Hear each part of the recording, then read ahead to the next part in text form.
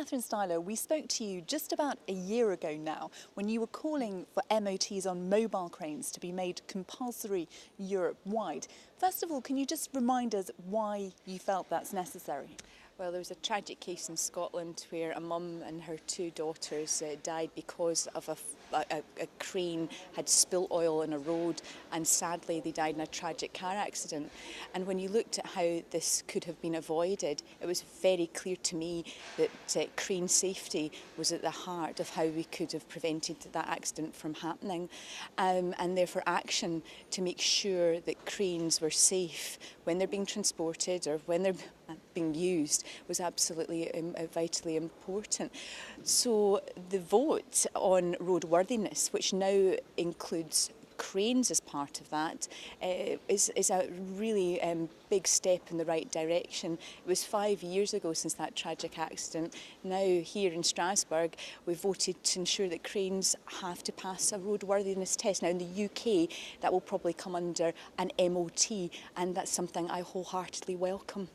How big a change would that be? The proposal's not at their final stage yet, but if they do become law, how big a change would that be on what's required at the moment? Is anything required in terms of MOT testing for cranes in the UK as we stand? Well, we could see from this tragic accident that roadworthiness was a key to it, and it was not fulfilled. And so if we want to ensure safety in our roads, and mobile crane safety is part of that, then having roadworthiness tests, now that will be interpreted in different member states in different ways, but in the UK that would come under a kind of MOT for mobile cranes. I think that's important in order that when you are on the roads that a mobile crane that's also being transported is safely transported, and the oil leakage and spillage on roads that caused that tragic accident should never happen again.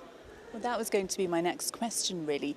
Would this MOT style testing for cranes prevent future incidents like this, do you think? I think it's a step in the right direction. As we all know that, and I found out recently when I had my car MOT'd and then had to go back 3 weeks later and have a whole host of repair work done, that an MOT is quite a limited coverage. Therefore we need to look at what the MOT would cover to ensure it was the highest possible standard, the highest possible safety, to ensure that cranes and this issue about this oil leakage that's appeared to have caused this tragic accident to have happened, that never happens again, that we do our utmost to prevent that from happening. And this action on roadworthiness that we took this week is a clear step in the right direction. Barry Copeland, who, as you say, tragically lost his wife and two daughters, he's been campaigning, we understand, very actively for this very change for MOTs on cranes. How big a step forward do you think this vote in Strasbourg this week is for him? I back Mr Copeland's campaign. I think he's absolutely right to fight for better safety, and I think that this issue of roadworthiness that we voted upon this week on that now covers cranes is a clear step in the right direction to ensure the safety of mobile cranes when they're on our roads, and to ensure that the highest standards are possibly met.